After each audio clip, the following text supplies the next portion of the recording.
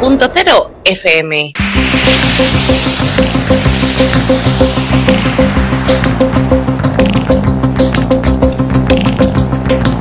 En la frontera del tiempo. Un espacio de ciencia, naturaleza y tecnología del futuro. De lunes a viernes, de 9 a 10 de la noche, a través de la 93.0 de su frecuencia modulada en cadena.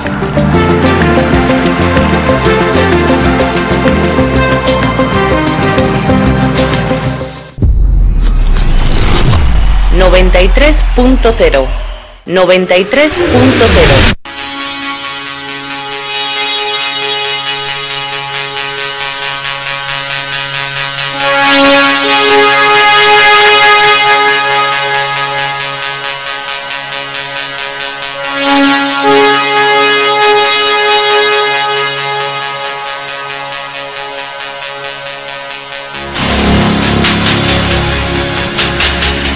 En la frontera del tiempo.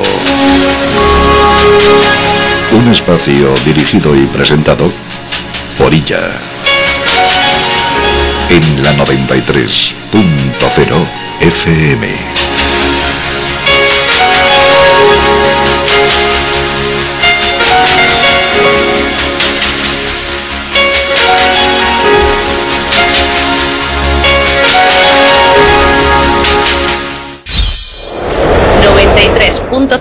FM. El Vaticano no quiere que te enteres de esto.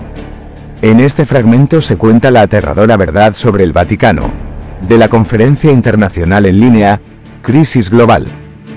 ¿Quién es Jesucristo para nosotros? Es el Estado soberano más pequeño del mundo, envuelto en la mayor cantidad de secretos. ¿En honor de qué diosa fue bautizado el Vaticano? De hecho, ¿es cierto el dicho, el nombre determina su destino? ¿Es realmente el Vaticano la morada de la santidad? ¿En qué ha influido y sigue influyendo el Vaticano? ¿Qué poder tiene realmente y qué se esconde bajo su santidad superficial?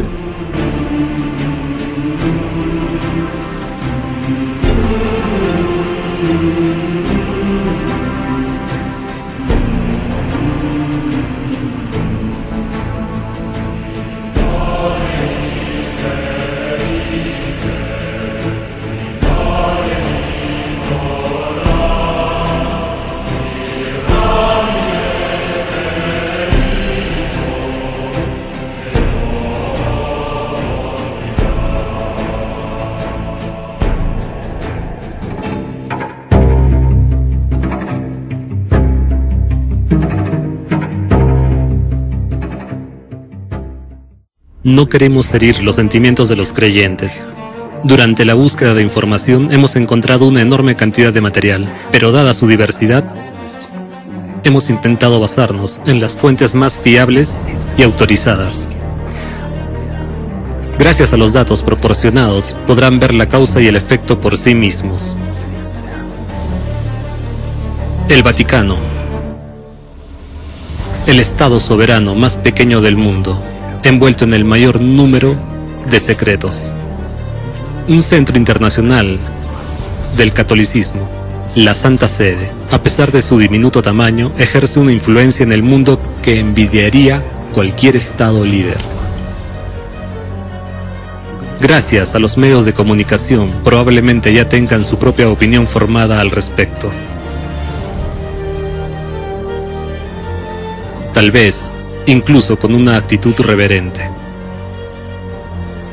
Pero, ¿hasta qué punto es objetiva? ¿Y qué hay detrás? Veamos los hechos. Es hora de desvelar los secretos del Vaticano. Hoy, a partir de fuentes oficiales, podemos obtener la siguiente información sobre el Vaticano. La Ciudad del Vaticano es un estado enclave enano situado dentro de Roma. Aquí reside la más alta cúpula eclesiástica, conocida como la Santa Sede. La Santa Sede es el centro de la Iglesia Católica Universal, encabezada por el Papa.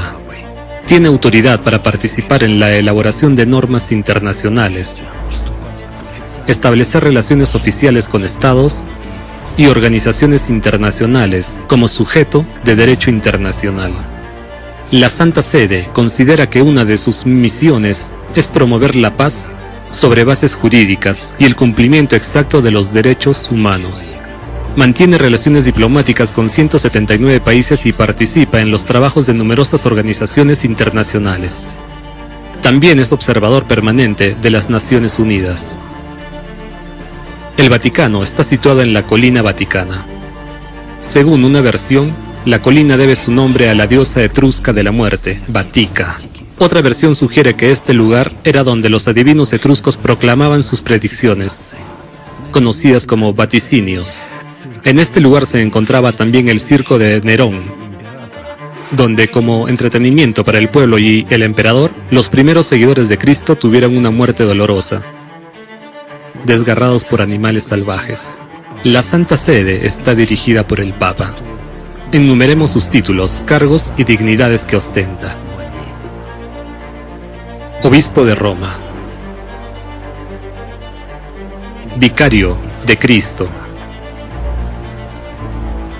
Sucesor del Príncipe de los Apóstoles. Sumo Pontífice de la Iglesia Universal. Patriarca de Occidente. Primado de Italia. Arzobispo metropolitano de la provincia romana. Soberano del Estado de la Ciudad del Vaticano. Siervo de los siervos de Dios. Sumo Pontífice.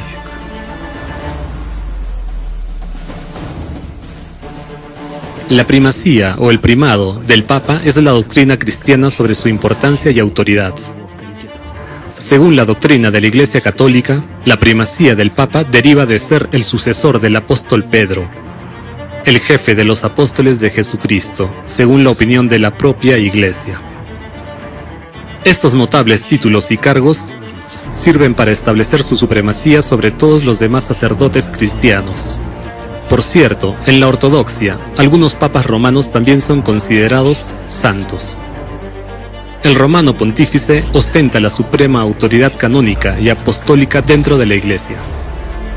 En materias de fe y moral, asegura la pureza de la doctrina, rechaza las falsas enseñanzas, supervisa la difusión de la fe, ejerce el control supremo sobre los bienes de la Iglesia, convoca los concilios ecuménicos, preside sus sesiones y aprueba sus decisiones. El Papa está investido con la máxima autoridad judicial de la Iglesia. Los cardenales, nuncios y obispos acusados de delitos penales caen únicamente bajo su jurisdicción.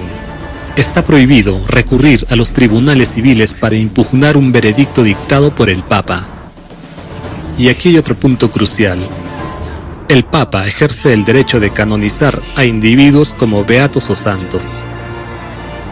Este es el punto de vista oficial de la Iglesia. Veamos ahora más de cerca la historia del surgimiento del papado. ¿Con quién empezó todo? ¿Cómo se desarrolló? ¿Y a qué ha conducido hasta hoy? Causa y efecto.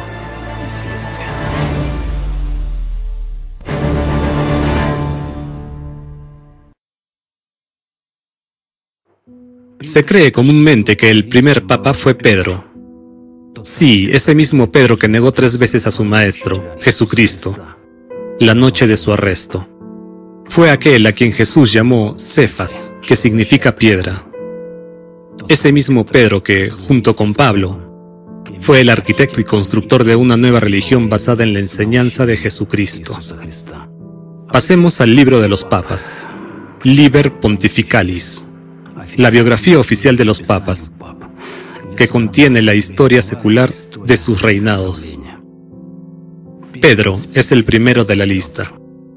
En su descripción vemos la siguiente cita: Así como mi Señor Jesucristo me confió el poder de gobernar, atar y desatar, dice Pedro, así te lo transmito a ti, para que puedas ordenar sobre muchos asuntos que continúen la obra de la Iglesia. Así, según la fuente, Pedro supuestamente transfirió el poder de gobierno, supuestamente recibido directamente del propio Jesucristo, a los pontífices posteriores. Pero perdón, Jesús no podía transferir ningún poder a Pedro, porque él mismo no lo tenía. Recordemos sus palabras.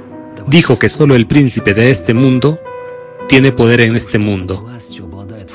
Recordemos cómo Satanás estuvo tentando a Jesús en el desierto durante 40 días, ofreciéndole el dominio sobre los reyes. Porque yo soy el príncipe de este mundo, dijo Satanás, y todo el poder aquí me pertenece. Jesús dejó claro quién nombra a los reyes y otorga la autoridad. ¿Qué más enseñó Jesús? La igualdad, la unidad y la pureza del amor. Cómo llegar a Dios a través del cultivo del amor y la acumulación del Espíritu Santo. Este es un camino interno e independiente de transformación espiritual para cada persona. ¿Qué tiene que ver el poder con esto? Es incompatible con el amor de Dios. Son dos conceptos diametralmente opuestos, como dos extremos del camino que llevan en direcciones diferentes. La aspiración de llegar a Dios y el deseo de poder terrenal, y la elección queda en manos de la persona, hacia dónde ir.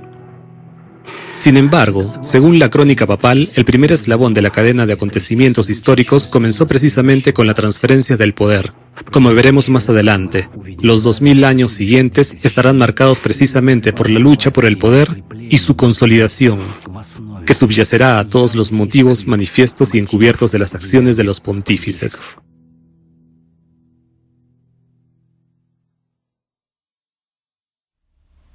¿Cómo fueron los papas durante estos 2000 años?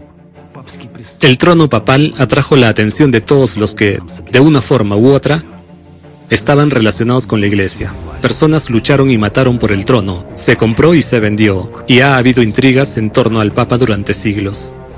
Después de Pedro, a lo largo de 2 milenios, 265 papas ocuparon el cargo de sumos pontífices. Entonces, ¿cómo eran estas personas? Si miramos la historia, encontramos numerosas menciones en las fuentes, como hagiografías, leyendas, construcción de templos, asuntos de propiedad, bulas papales, reformas, ascensos al trono y destronamientos, enemistades, guerras, asesinatos, escándalos sexuales e incidentes que indican una completa decadencia moral. Y dentro de una única línea claramente discernible, como un hilo en el que se ensartan todas las biografías de los pontífices, se puede ver una lucha continua por la influencia, su fortalecimiento y la búsqueda inquebrantable del poder supremo. Así como ni una sola palabra sobre el amor de Dios. Como si la multisecular historia del papado, absolutamente sin ocultar sus flagrantes páginas, nos insinuara con indulgencia que los papas también son humanos y pueden tener sus debilidades. La única pregunta que queda sin resolver es, ¿qué tiene que ver la santidad con esto? ¿Y qué tipo de santidad se entiende aquí?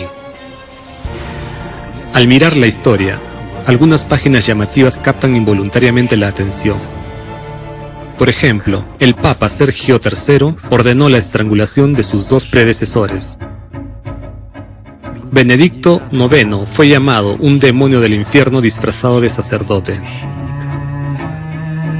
Esteban VI cometió un acto de profanación sobre el cadáver de su predecesor. La pornocracia es uno de los periodos más desgraciados de la historia del papado. En esta época, los pontífices romanos llevaban una vida promiscua bajo la influencia de cierta familia aristocrática. Alejandro VI tenía fama de ser el boticario de Satanás. Durante el papado de Clemente V, la simonía prosperó de forma particularmente extensa. El Papa Juan XII fue acusado por el Consejo de la Iglesia de asesinato, sacrilegio y relaciones incestuosas. Juan XXII inició una casa de brujas y hechiceros. Juan XXIII fue acusado de piratería, asesinato, sodomía, incesto y otros delitos. Existe incluso un documento, Banquete de Castañas, que describe una orgía en 1501. Sixto IV permitió la sodomía y él mismo fue acusado de pecado de sodomía. Bonifacio VIII dijo que la intimidad con los niños no era un gran problema, y así sucesivamente.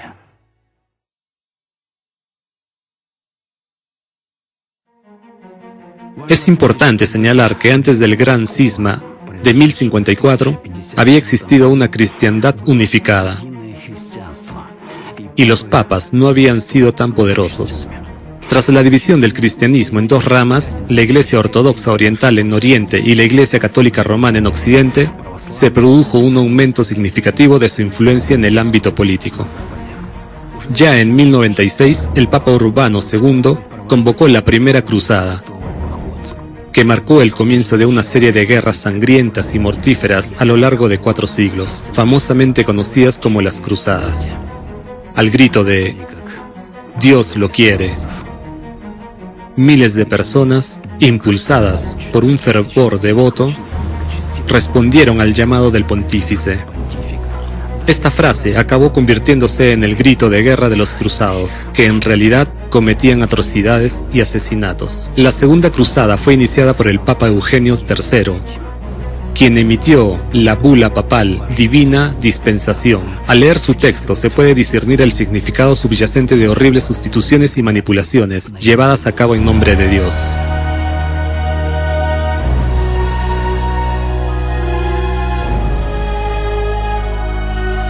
La Tercera, Cuarta y Quinta Cruzadas también fueron organizadas por los papas romanos.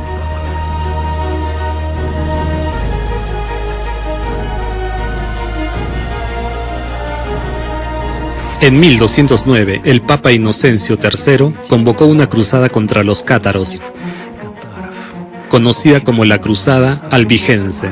La serie de campañas militares, iniciadas por la Iglesia Católica Romana para erradicar a los cátaros, duró 20 años, de 1209 a 1229. Estas campañas se caracterizaron por masacres brutalmente inhumanas de civiles. Hubo un total de 8 cruzadas clásicas. Sin embargo, el fervor militante del catolicismo de la época se expresó también en otras acciones militares, cuyo número total superó la veintena. Abarcaron un periodo de 4 siglos, y hay que reconocer que precisamente los santos pontífices desempeñaron un papel clave en el desencadenamiento de nuevas guerras a lo largo de todo este tiempo. En la Edad Media no existían estadísticas sobre tasas de natalidad y mortalidad, lo que hacía imposible determinar cifras precisas sobre los que murieron en las cruzadas. Sin embargo, algunas fuentes sugieren la muerte de 1 millón de personas o más.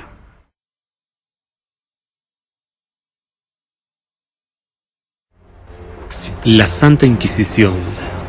Deténganse a pensar en el significado de estas dos palabras. Santidad es vida, amor y felicidad, mientras que Inquisición representa tortura, dolor, sufrimiento y muerte. ¿Cómo pueden combinarse?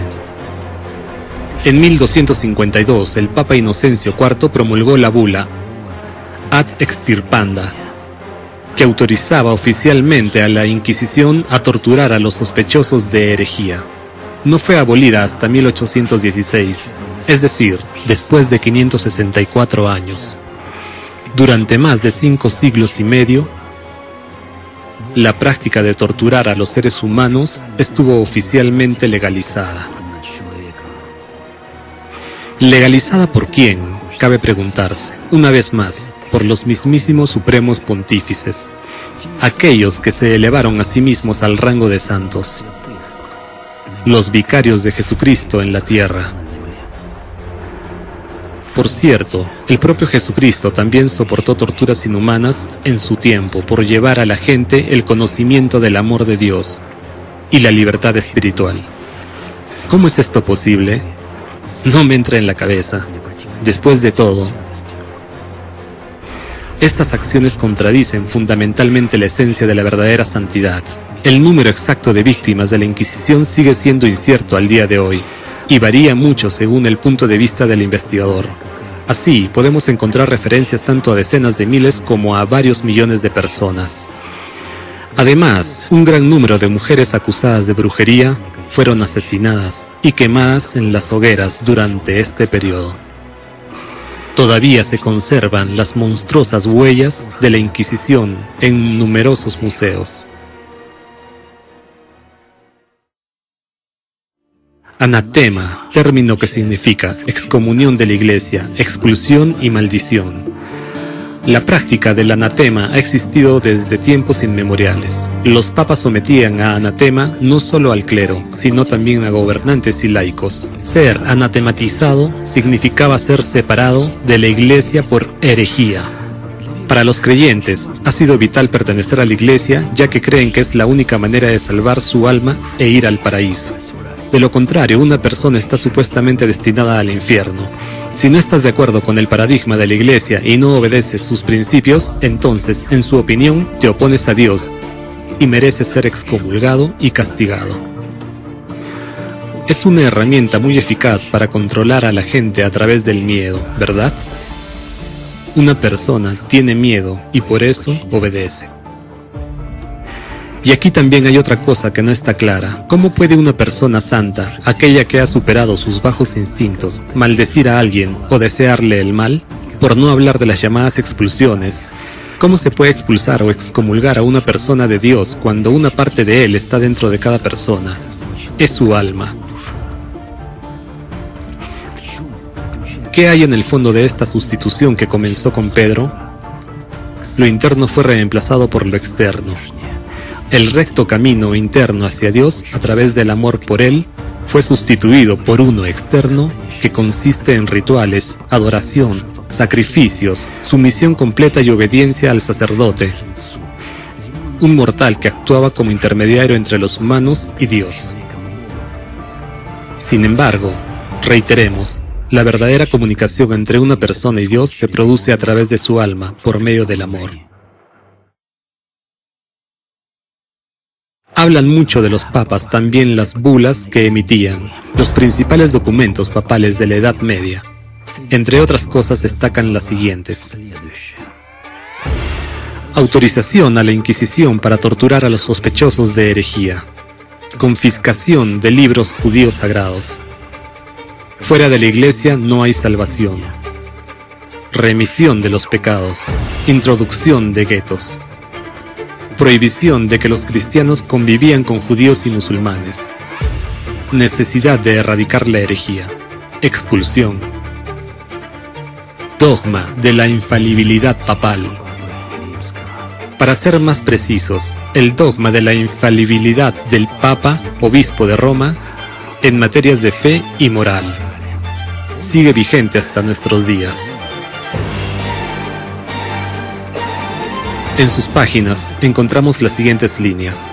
El romano pontífice, cuando habla ex cátedra, esto es, define una doctrina de fe o costumbres. Dichas definiciones son en sí mismas irreformables. ¿Puede una persona sensata reconciliarse con este dogma que atribuye cualidades divinas a un ser humano mortal en la tierra?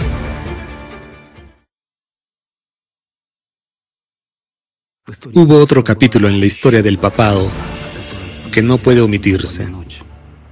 Indulgencia. La indulgencia era una carta papal de remisión de pecados en la Iglesia Católica que podía obtenerse a cambio de dinero. Este documento podía comprarse para expiar los pecados de los vivos e incluso de los difuntos. En otras palabras, según los papas, en la Edad Media se podía comprar la salvación del alma de ellos. Si llamamos las cosas por su nombre, las indulgencias representan el mayor fraude religioso jamás conocido por la humanidad. Utilizando el nombre de Dios, los sacerdotes engañaban y robaban abiertamente a la gente vendiéndoles lugares en el paraíso y sacándolas del purgatorio. Esto me hace preguntarme, ¿qué poder debe poseer el Papa para decir, tan pronto como la moneda suena en el cofre, el alma sale del purgatorio? Ningún mortal en la tierra tiene el poder de absolver a nadie, ni de uno, ni siquiera del más pequeño pecado. Es imposible. Y es algo de lo que debería ser consciente. No entra en la cabeza, ¿verdad? ¿Cómo pueden suceder cosas así? Guerras, torturas, asesinatos, engaños, maldiciones y comprar un lugar en el paraíso. Algunos dirán que fue una época oscura. Bueno, pronto llegaremos a los tiempos modernos.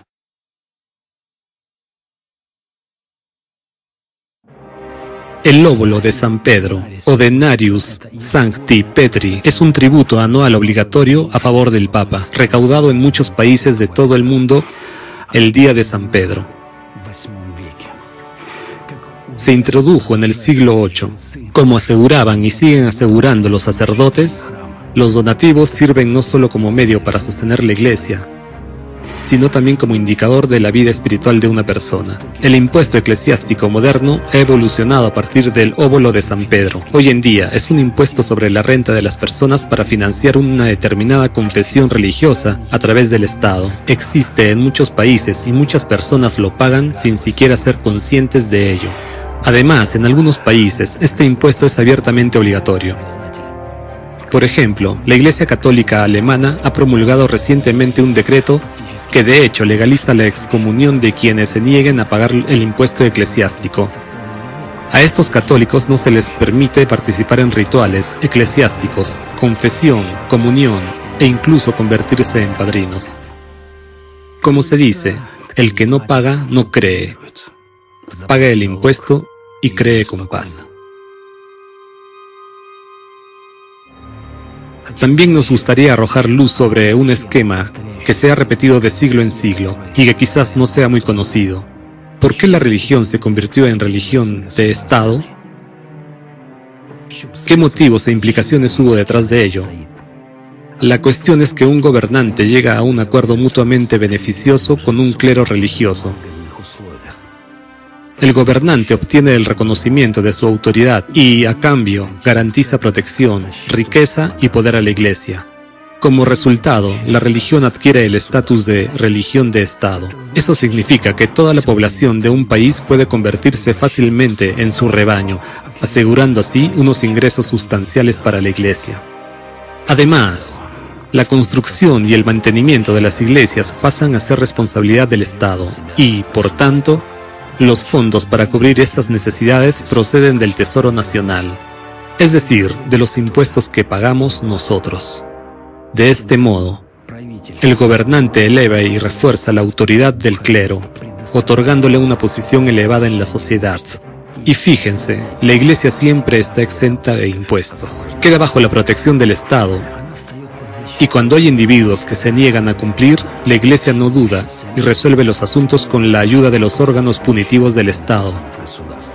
Todo se vuelve más sencillo. Si no estás de acuerdo con la política de la iglesia, eres un hereje. Si no estás con nosotros, significa que estás en contra de nosotros, y por lo tanto, contra Dios. Este esquema se ha repetido a lo largo de la historia de nuestra civilización muchas veces, y sigue funcionando al día de hoy. Se manifestó también en 1929, cuando se firmó el Tratado de Letrán entre la Santa Sede y el primer ministro italiano, Benito Mussolini. Fue entonces cuando se definieron los límites de la Ciudad del Vaticano. Las relaciones entre el Vaticano y la Alemania nazi en la primera mitad del siglo XX pueden describirse mediante el Concordato, un tratado firmado en 1933. En él se estipularon ciertos acuerdos beneficiosos para ambas partes. Franz von Papen, estadista y político alemán que participó en la firma de este tratado, declaró lo siguiente: el Tercer Reich, dijo, es la primera potencia del mundo, no solo en reconocer, sino también en poner en práctica los altos principios del papado. Mientras que el cardenal croata Aloysius Stepinac incluso consideraba a Hitler un enviado de Dios. También merece la pena mencionar una declaración del Brigadeführer de la SS, Walter Schlegenberg. En sus recuerdos, recordó que Himmler poseía la mejor y mayor biblioteca sobre la orden de los jesuitas. Durante años estudió esta extensa literatura durante las horas nocturnas. Así, construyó la organización de las SS según los principios de la orden jesuita. Los reglamentos de servicio y los ejercicios de Ignacio de Loyola sirvieron de base. La ley suprema era la de obediencia absoluta. la ejecución de toda orden sin contradicción. La estructura del liderazgo se basaba en la estructura jerárquica de la Iglesia Católica. No existe una respuesta definitiva sobre el tipo de relación entre el Vaticano y Hitler durante la Segunda Guerra Mundial. Los debates sobre este asunto continúan. Sin embargo, lo que el Papa Pío XII ciertamente no hizo fue condenar abiertamente el Holocausto, el genocidio de judíos en campos de concentración.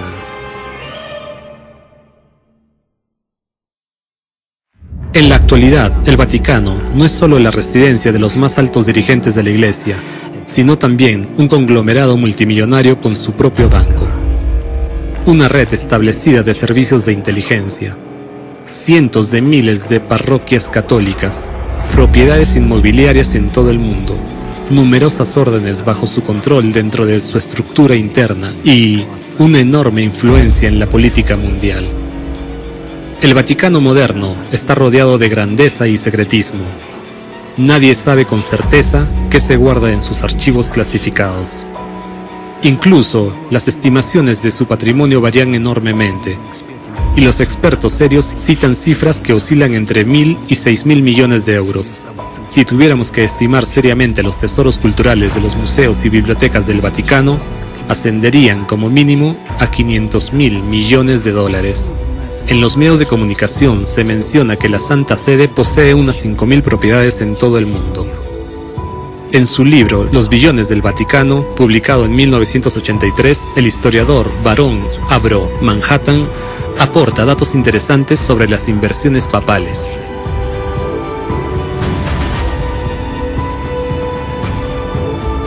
Además, la Iglesia Católica goza de privilegios fiscales exclusivos. Parece que la Santa Sede, tras siglos de lucha, ha llegado a la cúspide de su poder. El sumo pontífice se ha convertido en el CEO de la organización financiera más rica de la historia, pero los últimos tiempos están fuera de la ventana y se caracterizan por disipar secretos, desmitificar mitos y arrancar las máscaras de las mentiras. Y la verdad aparece ante nosotros, por desagradable y terrible que sea a veces. Se abre ante nosotros para que podamos hacer una elección más consciente. En el mundo moderno, los términos Vaticano y escándalo se han convertido casi en sinónimos.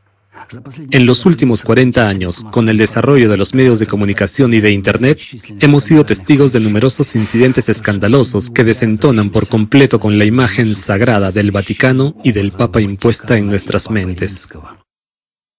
Nadie duda en llamar la atención con titulares sensacionalistas y escandalosos. La lista es extensa. Homosexualidad. Descubrimiento de entierros infantiles en los terrenos de iglesias católicas de Canadá e Irlanda. La práctica de castrar a los niños del coro. Escándalos inmobiliarios. El Banco Vaticano y el escándalo Vatileaks, filtración de documentos. Blanqueo de dinero. Conexiones con la mafia. Intoxicaciones, asesinatos, rumores de rituales de sacrificios humanos, canonización por dinero, juegos políticos y mucho más. De hecho, cada uno de estos puntos podría ser objeto de su propio documental. Sin embargo, como prometimos, nos centraremos brevemente en los hechos oficialmente reconocidos y confirmados. Atención, ha llegado un nuevo concepto de publicidad. Promocione su empresa por banners digitales, fijos, giratorios o video banner a través de www.la93fm.com. Comercios autónomos, pymes, micropymes, promocionen sus productos o sus servicios al público desde la93fm.com. Cada 24 horas se verá 1800 veces. Cada 24 horas se verá 1800 veces. Atención, oferta de lanzamiento. Por solo el primer mes, 125 euros y el resto a 75 euros al mes. Mínima contratación de 6 meses. Desde 1942, el Banco Vaticano se conoce oficialmente como Instituto para las Obras de Religión. El banco está rodeado de misterio. Sigue siendo una de las instituciones financieras más cerradas del mundo, ya que no solo se niega a revelar su contabilidad y ofrecer cualquier tipo de transparencia, sino que también evita deliberadamente el término banco. El mayor escándalo relacionado con el Banco Vaticano en los últimos tiempos estalló tras la publicación del libro del periodista Gianluigi Nuzzi, titulado Vaticano S.A. Nuzzi publicó documentos del archivo del Monseñor Renato Dardossi, que trabajó en la comisión del IOR, Banco Vaticano, a principios de los años 90. Dardossi quedó profundamente desilusionado por lo que vio y aprendió. Reunió el archivo de documentos, los escondió en un chalet de montaña en Suiza y dispuso su publicación tras su muerte. El archivo contenía 4.000 documentos, boletines, informes, balances, protocolos, notas contables, transacciones y cartas de altas autoridades vaticanas. Dardossi falleció en 2003. Poco después, el libro tuvo un efecto bomba. Los documentos facilitados revelaron que el banco estaba vinculado a la mafia. Financiaba ilícitamente a un partido político. Estaba implicado en escándalos de sobornos y, por supuesto, blanqueaba enormes cantidades de dinero. El Banco Vaticano tenía toda una galaxia de actividades financieras y empresariales. Existe la teoría de que el Papa Juan Pablo I fue envenenado apenas un mes después de su elección en 1978, porque quería llevar a cabo una auditoría exhaustiva del Banco Vaticano.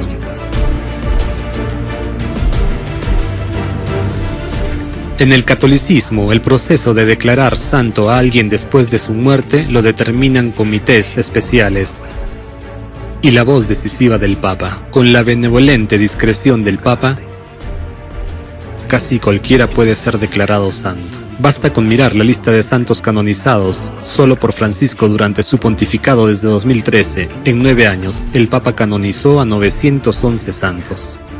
Una verdadera fábrica de santos.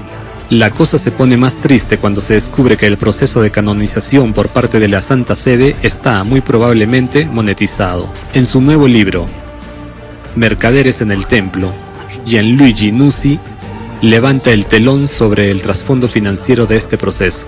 Según sus conclusiones, cuando un candidato es propuesto para la beatificación, primera etapa, debe pagar 50.000 euros, más otros 15.000 euros para gastos adicionales.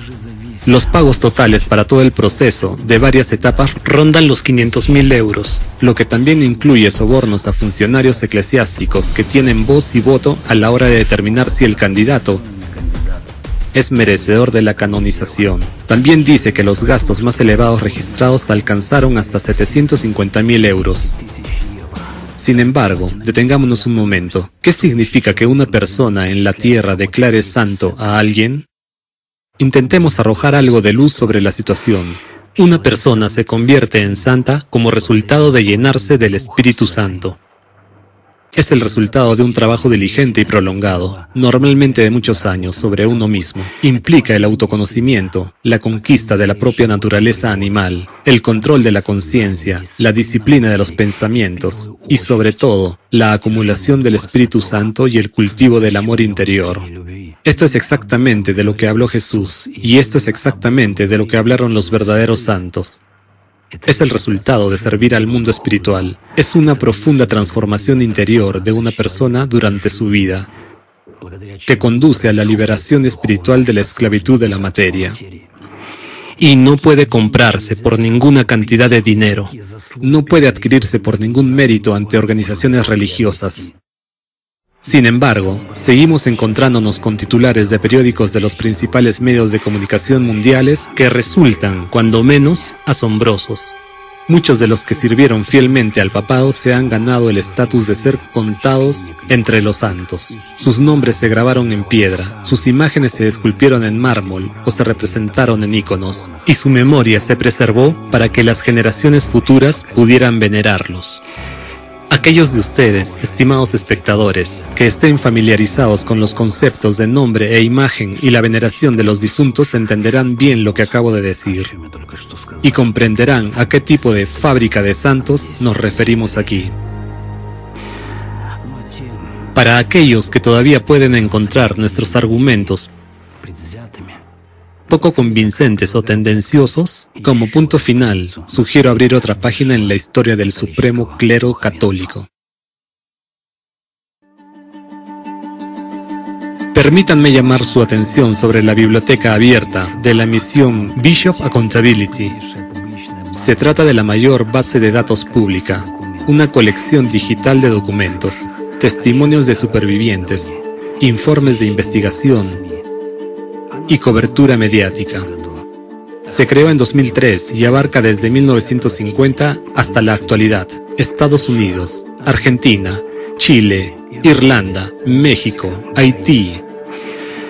Su colección completa, incluidos los archivos que están preparando para su publicación, asciende a 1.500 millones de páginas. Estos documentos pueden resultar chocantes para muchos. En los últimos 70 años, solo en Estados Unidos, 7.000 miembros del clero han sido acusados de violencia contra menores. ¿Y qué hay de los casos en otros países del mundo? Muchos se preguntarán, ¿por qué lo hicieron y siguen haciéndolo? Tenemos una respuesta detallada. Sin embargo,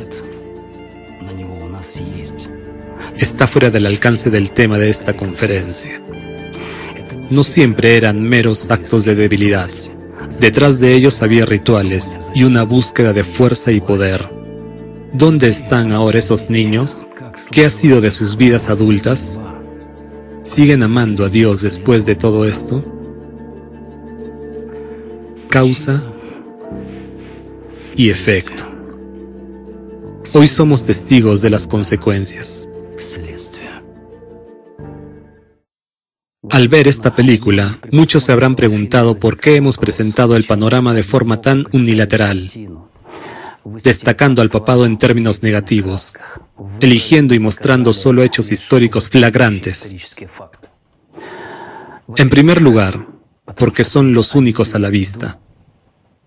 En segundo lugar, ¿han pensado alguna vez que esto puede ser solo la punta del iceberg? No en vano, el Estado soberano más pequeño del mundo es el que esconde más secretos. Y por último, hay muchas cosas que en realidad no hemos expresado.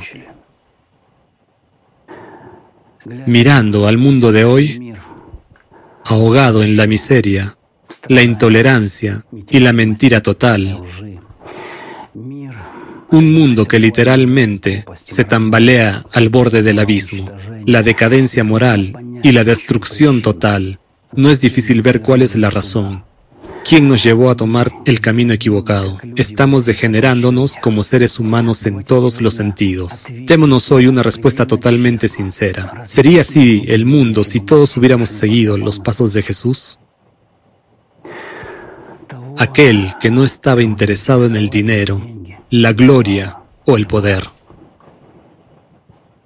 Él trajo la verdad a este mundo y se la dio a la gente, y era muy simple de entender. Nadie debe ser superior o inferior. Nadie debe tener poder sobre otra persona. Todos somos iguales. Amarás al Señor tu Dios con todo tu corazón. Amarás a tu prójimo como a ti mismo. No se angustien por las cosas materiales. Más bienaventurado es dar que recibir. Haz a los demás lo que quieres que te hagan a ti. Viendo la historia del papado, no sé ustedes, pero yo personalmente no encuentro ni rastro de coherencia con lo que enseñó Jesucristo. La semilla plantada por Pedro y sus seguidores se convirtió en Sodoma y Gomorra. Mirando hacia atrás en el tiempo, uno llega a la clara comprensión de que fue un camino de 2000 años hacia el infierno, la era de las tinieblas, porque todos los que siguieron a los papas directa o indirectamente, después de la muerte de sus cuerpos físicos, fueron al infierno. Pero Jesús dijo: yo soy la luz del mundo. El que me sigue no andará en tinieblas, sino que tendrá la luz de la vida. Los últimos tiempos ya están fuera de la ventana. ¿A quién seguimos hoy, queridos amigos? ¿Y a dónde? Son cuestiones que merecen una muy seria consideración.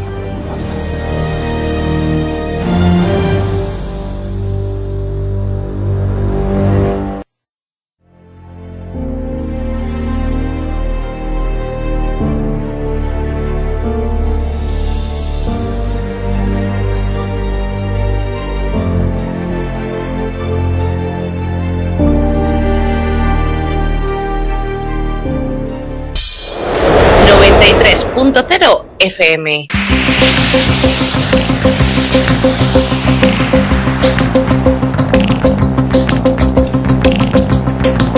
En la frontera del tiempo.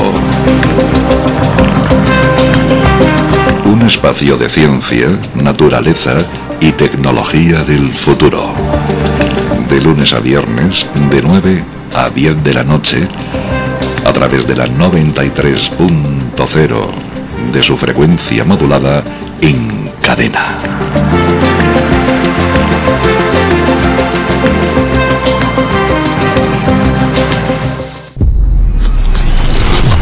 .0.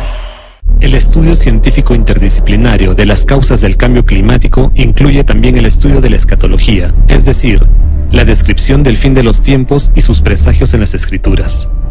Veamos los signos escatológicos de las dos religiones fundamentales, el cristianismo y el islam.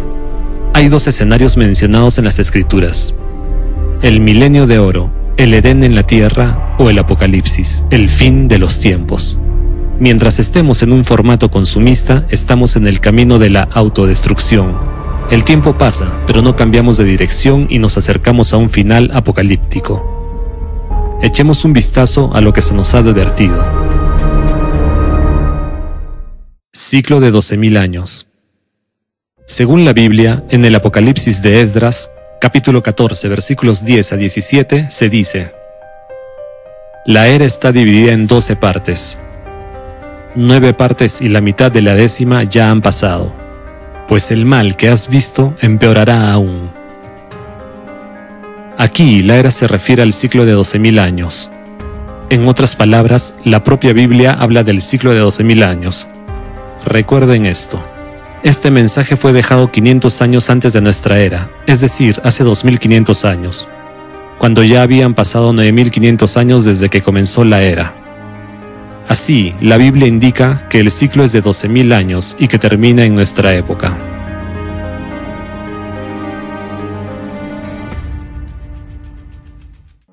Los científicos y los ateos tienen todas las respuestas excepto una. ¿Cómo pudo la gente de hace 2500 años predecir con exactitud lo que está sucediendo ahora?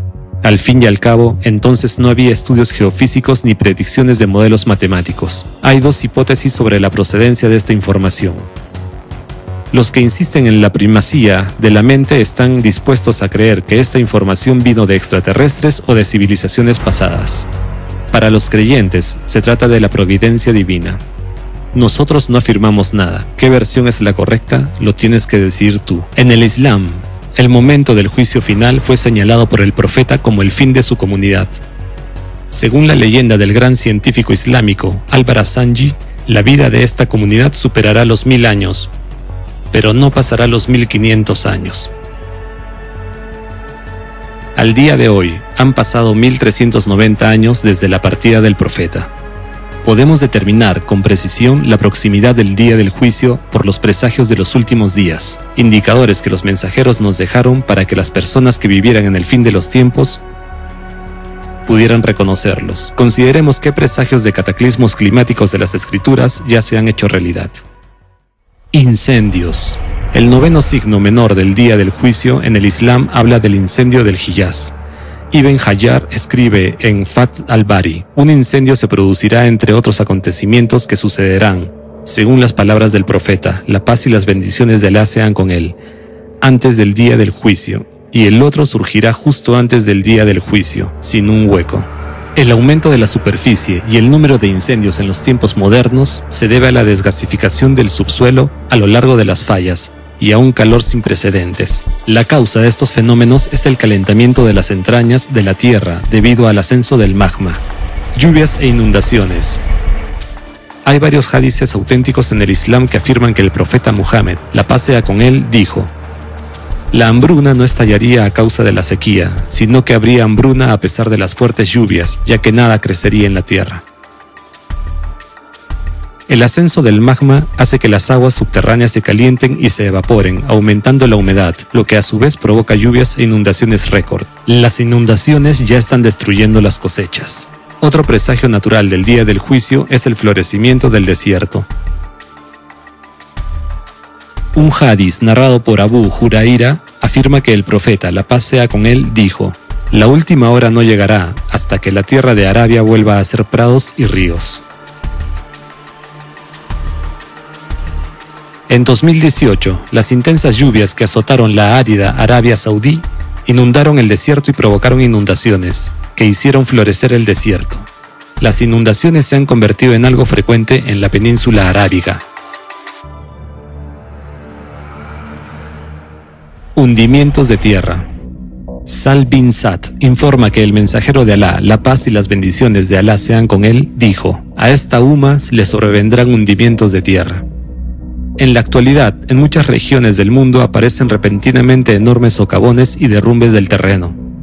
Estos ejemplos se conocen en Turquía y Croacia, en Chile y México, también en Siberia. Las explosiones de metano forman enormes sumideros. Todo ello se debe al ascenso del magma, al calentamiento de las aguas subterráneas y a la liberación de los gases del manto.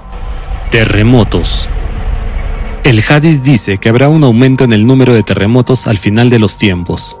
La hora no se establecerá hasta que los terremotos sean muy frecuentes. El cristianismo también menciona los terremotos como precursores. El Evangelio de Lucas, capítulo 21, versículo 11, dice: habrá grandes terremotos y en diferentes lugares, hambres y pestilencias, y habrá terror y grandes señales del cielo. Ahora, debido al ascenso del magma y a la expansión del planeta, el número de terremotos está creciendo exponencialmente. Están ampliando su geografía, su magnitud y profundidad están aumentando. Desde principios del siglo se han producido más terremotos grandes, como dice el Evangelio, con una magnitud superior a 8. Así, vemos que presagios como el aumento de los terremotos, las inundaciones, los hundimientos de tierras y los incendios ya se están cumpliendo. Además del cambio climático, todos los demás presagios del cambio social, enfermedades, tecnología y signos astronómicos ya se han hecho realidad. Las fechas del fin del ciclo de 12.000 años anunciadas por los profetas también apuntan a nuestro tiempo. Veamos qué nos espera en este camino apocalíptico.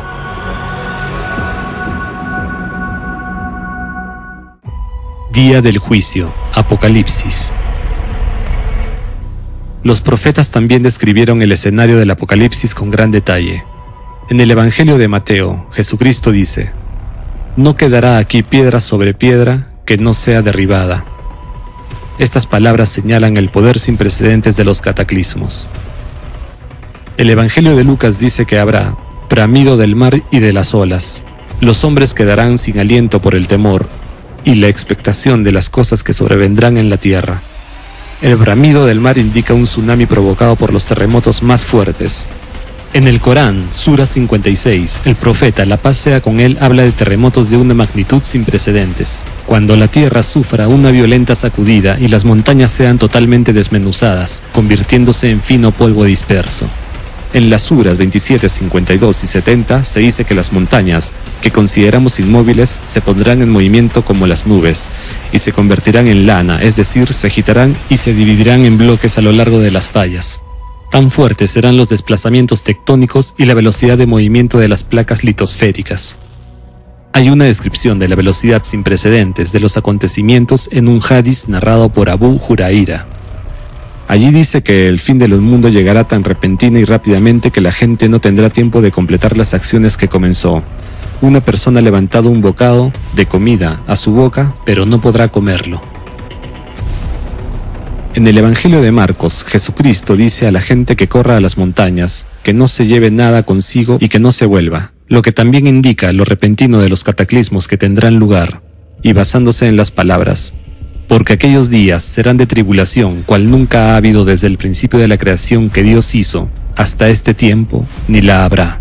Se puede entender que es un desastre de tal magnitud que no ha ocurrido todavía en la tierra, cual nunca ha habido desde el principio de la creación, ni la habrá. Del mismo modo, en el Antiguo Testamento, el profeta Daniel dijo que tales eventos no habían sido experimentados aún por la tierra. Será tiempo de angustia, cual nunca fue desde que hubo gente hasta entonces. El Corán habla de violentas erupciones volcánicas e incendios catastróficos durante el día del juicio final. Espera, pues el día que el cielo traiga un humo visible que cubra a los hombres, será un castigo doloroso. En el punto álgido de los cataclismos, debido a las desastrosas erupciones de numerosos volcanes, se producirá una descarga de ceniza volcánica en la atmósfera, que cortará los rayos del sol a la superficie de la tierra durante muchos años. Esta es la descripción que hizo Jesucristo en el Evangelio de Marcos. Pero en aquellos días, después de aquellas tribulaciones, el sol se oscurecerá y la luna no dará su resplandor, las estrellas caerán del cielo. El planeta estará iluminado solo por la luz de los incendios y el brillo de la lava ardiente. Así lo afirma el Corán en la Sura 55, Ayat 37, cuando el cielo se hienda y se tiña de rojo coriáceo. Impacto hidráulico. En los textos sagrados encontramos descripciones de la destrucción de nuestro planeta, que el profeta y Jesucristo transmitieron a la gente, utilizando términos que podían entender, y ahora, al tener una base científica, podemos comprender de qué hablaban. Por ejemplo, en el Corán, Sura 82, la hendidura se dice, cuando el cielo se hienda, cuando las estrellas se dispersen, cuando los mares sean desbordados.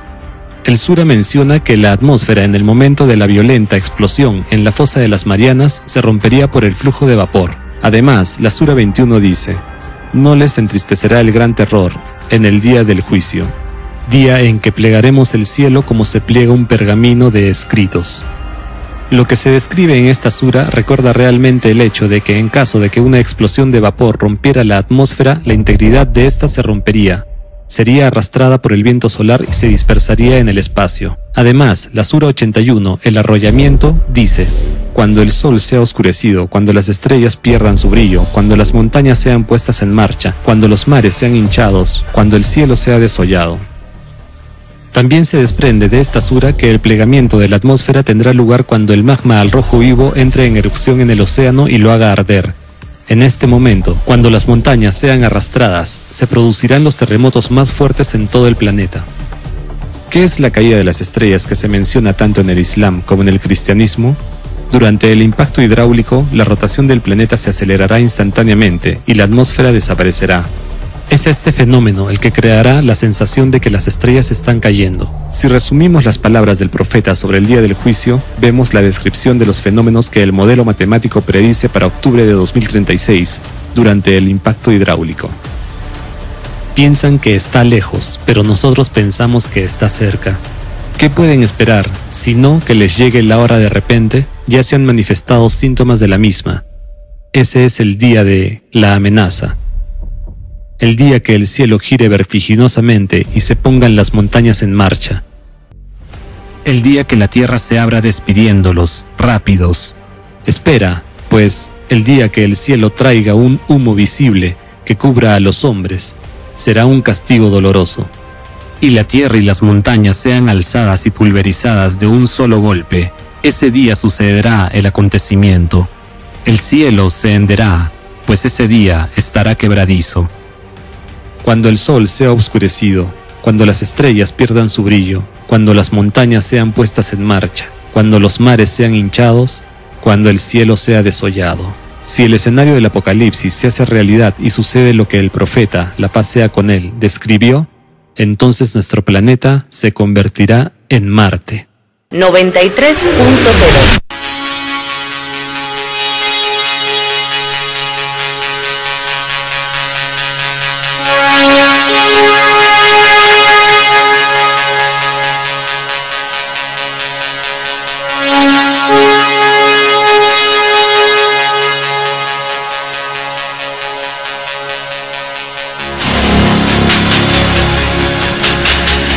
En la frontera del tiempo.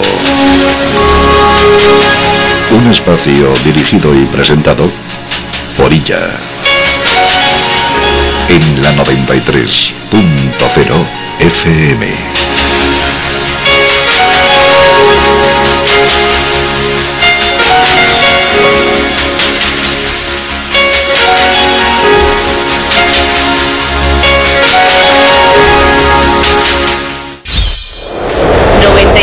.0 FM.